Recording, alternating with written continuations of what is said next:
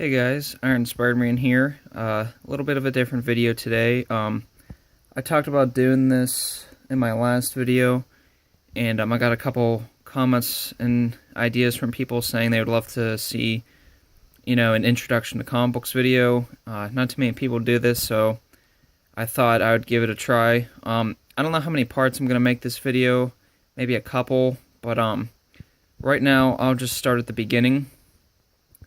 When I was about 5 years old, this is my earliest memory. This might be a bit of a throwback for you guys. This right here is the Fox Kids Spider-Man TV show. This is a VHS, because this is what they used back then. And as you can see, it's the Hobgoblin episode. I don't know if there's another episode on here or not. I can't remember. But yeah, Mark Hamill, who is famous for voicing the Joker, voiced the Hobgoblin. This was my first introduction to the superhero world. I just remember, I think I was like 5 years old. I just remember watching this, and I didn't understand a lot of it, like the costumes, the powers, but I didn't care. I just watched this thing repeatedly. As you can see, this tape has a little bit worse for wear because all the times I've taken it out. I don't even know if it still plays. That's how many times I've watched it. I don't know. It was instant love. I don't really know how to describe it. So watch that repeatedly. Again, I was really young. I was 5 or 6, so I didn't understand too much of what was going on, but I just knew it was something I liked. Well, our local library, I remember my mom found this for me. Not this particular one, but a throwback. I don't know if this is the first version or but the Ultimate Guide to Spider-Man by DK. If this wasn't the first one, this is definitely a super early one. This copy in particular I actually got from a friend years ago, but I rented the one at our library repeatedly. I read that thing until it was falling apart, just amassing as much knowledge as I could. I spent my free time just on the computer, Wikipedia, just learning storylines, the timeline of Spider-Man, just everything I could. Again, it was just immediate obsession. And I had always liked the colors red and blue. I think that might have been what did it for me in the beginning. But even before I knew Spider-Man, red and blue were my favorite colors. So to have a superhero that was red and blue, it just made sense to me. And that's actually why Spider-Man's my favorite hero, favorite comic book hero to read. That's a book I'll never stop getting. It's the end-all be-all. I think what kind of drove me to it, actually, was in elementary school, I didn't have a lot of friends, and, neither did Peter Parker, so it was someone I related to. Even I knew he wasn't real, obviously, but it's someone I had a connection with, and someone who understood, and someone who had powers, but still chose to do the right thing when he could do whatever he wanted. That just really spoke to me, and it just stuck with me all these years. When I think about it, that's what I think about. There's a reason on his comic it says the world's greatest hero, because it just is. I think Spider-Man's a lot of people's favorite heroes, and it's great. And I still remember, I don't know if, people always say you remember the first comic book you ever read. Mine's kind of, I can't remember between the two. Both were Spider-Man, so that's what's important. But my neighbor, I couldn't find it to show you guys. My neighbor, his son had bought some toy, and it came with the Amazing Spider-Man 3 reprint in it. And he gave it to me, and I remember I read that. But I think this was first. I remember my mom and I, we were dropping my brother off somewhere. It was something for school or something. And we went to the mall. and the store Borders, if anyone remembers that, they had a rack of these in it, and like just all around, just a ton of Marvel Age different heroes and stuff. And I remember my mom walked up to a cashier or something and said, "Do you have any comic books that for someone who's younger?" And they showed us that. I believe this is what he handed my mom. So she handed it to me, and I flipped through it. And I don't know if you guys know what Marvel Age is. It's basically modern retellings of classic Spider-Man stories, or at least these were. Like he meets the Enforcers, fighting Doc Ock, as you can see there.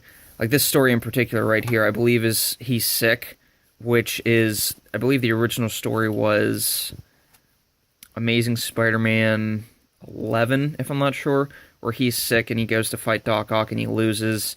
And,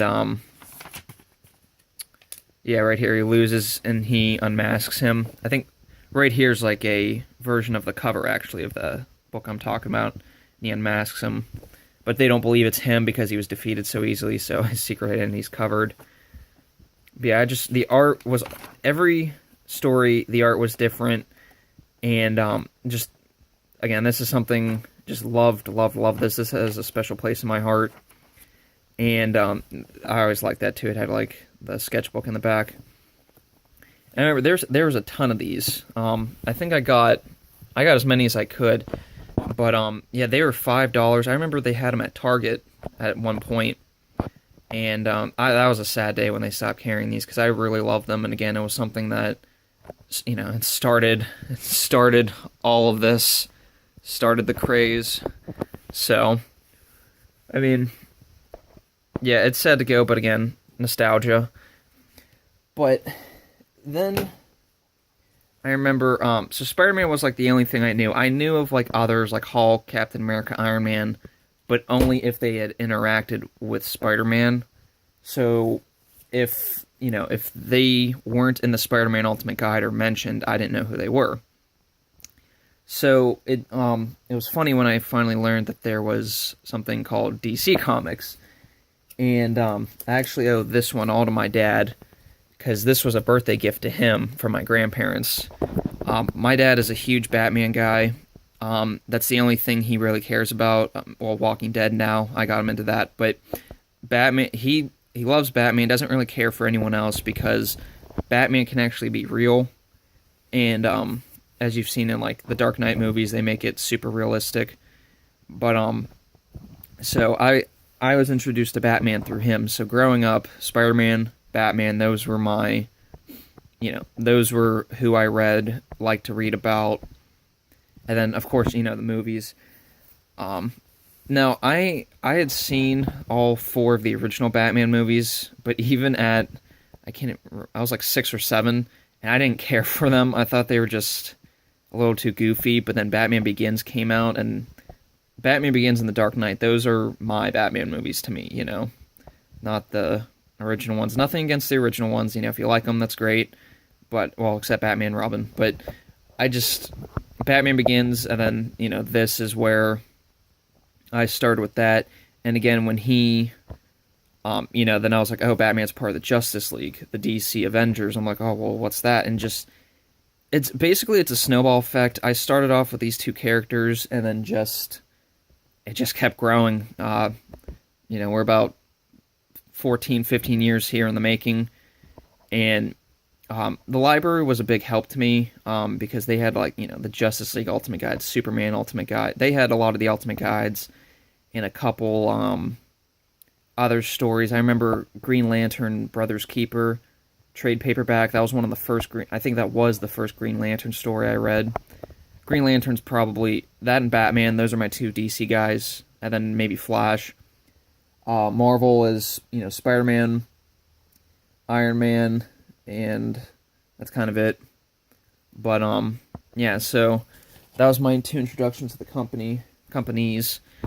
And then I had gone to conventions and gone to one of my local comic book stores, but I didn't buy, I didn't know really what I was buying. I was buying covers because they looked cool, or I noticed they were in the Ultimate Guide, you know, the Spider-Man Ultimate Guide, that they were, I guess, key storyline comics, so that's why I would buy them.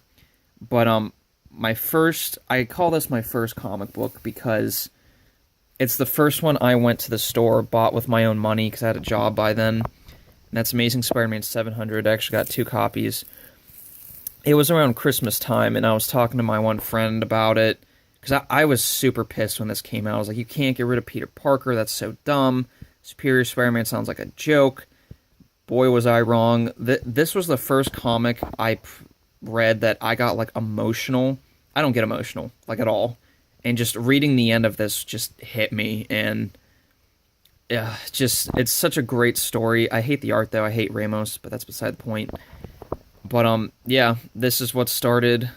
Then I started getting Superior Spider-Man, and it just kept growing. Then I started to backtrack and start getting back issues, and everything just exploded. But, I think I'll keep that for a second video. Hope you guys enjoyed this one. I'll catch you next time. Please leave a comment. I hope to hear your guys' stories in the future, too. Bye.